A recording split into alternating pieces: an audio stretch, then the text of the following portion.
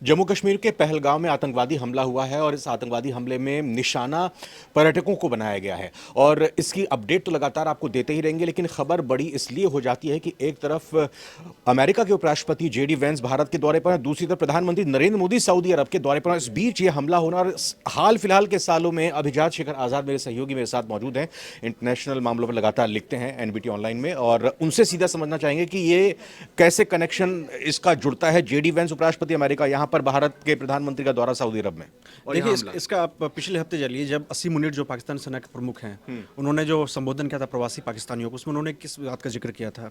कश्मीर का जिक्र किया था, टू नेशन थ्योरी का जिक्र किया था। और जब उन्होंने कश्मीर का जिक्र किया था उसी वक्त से इस बात की आशंका थी कि कश्मीर में कुछ ना कुछ पाकिस्तान की तरफ से की जाएगी चीज़ें। और पर्यटकों को निशाना बनाकर के सबसे पहले आप जो एक शांति व्यवस्था होती है उसका भंग करते हैं, पर्यटकों को डराते हैं। और जो भारत का लगातार दावा ये रहा है कि कश्मीर में एक शांति है, खुशहाली है, आप उसको चुनौती देने की कोशिश कर रहे हैं। खास करके ऐसे मसले पर इस वक्त में जबकि मोदी जी जो जा रहे हैं, मतलब सऊदी अरब में पहुंच चुके हैं। जेडी वेंस अमेरिका के उपराष्ट्रपति जो है भारत के दौरे पे हैं। भारत की जियो पॉलिटिक्स जो उसकी मजबूती दिख रही है लगातार।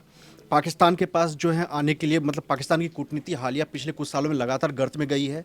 तो पाकिस्तान के पास ये छटपटाहट के अलावा कुछ और हो ही नहीं सकता। ये भी एक अजीब बात कि जहां एक तरफ जेडी वेंस जब भारत में अपने बातों को सामने रखते प्रधानमंत्री नरेंद्र मोदी की वो तारीफ कर रहे हैं, उसी बीच ये खबर जम्मू कश्मीर से निकल कर आ रही है कि पर्यटकों के ऊपर हमला हो गया।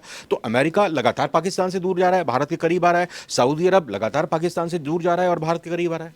देखिए, पाकिस्तान के पास देने के लिए कुछ है भी क्या?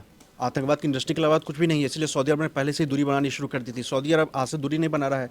जब इमरान खान प्रधानमंत्री थे पाकिस्तान के, तभी से आप दूरी बना रहे हैं। जब इमरान खान ने कोशिश की थी पाकिस्तान, तुर्की और मलेशिया को लेकर अलायंस बनाया जाए, नया एक इस्लामिक खलीफा गुट बनाया जाए। सऊदी अरब तो उसी वक्त से नारा चल रहा है। प्रिंस सलमान ने उस वक्त, मुझे याद है कि पाकिस्तान को जो लोन देने वाला, मतलब कर्ज देने वाला था, उन्होंने रोक लगा दी थी।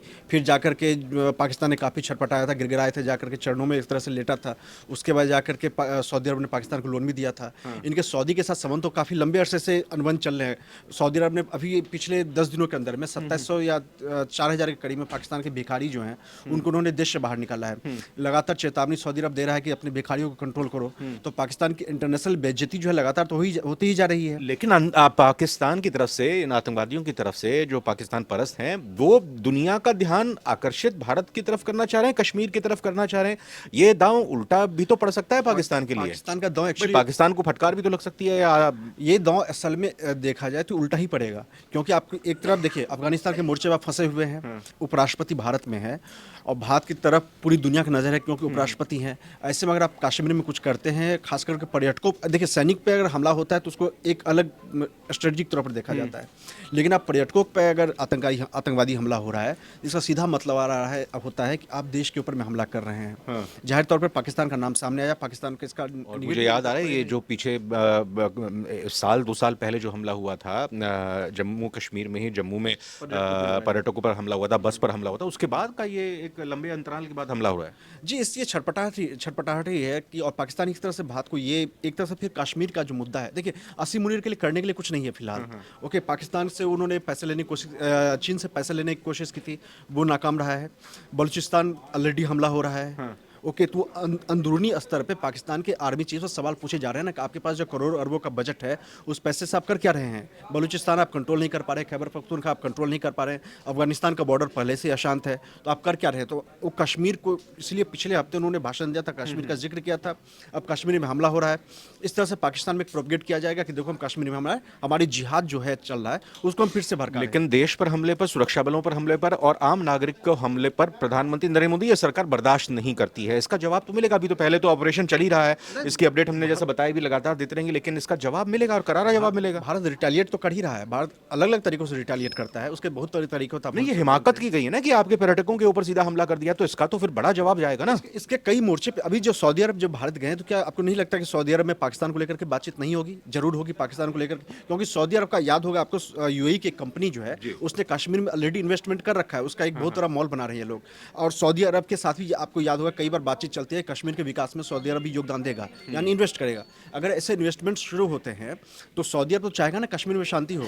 इस मुद्दे पे और खास करके जो ICT प्रोजेक्ट पे ला रहे हैं, जैसे बात हो रही है कि मोदी और प्रिंस सलमान के बीच में बातचीत हो सकती है, तो इन तमाम चीज़ों पे बातचीत होनी ही होनी है। एक डर का माहौल भी बनाने की कोशिश। देखिए अभी गर्मियों की छुट्टी आने वाली है, तो गर्मियों की छुट्टी में वैष्णो देवी बहुत लोग जाते हैं और साथ ही साथ पहलगाम में हमला हुआ है और पहलगाम में फिर अभी यात्रा भी शुरू होगी।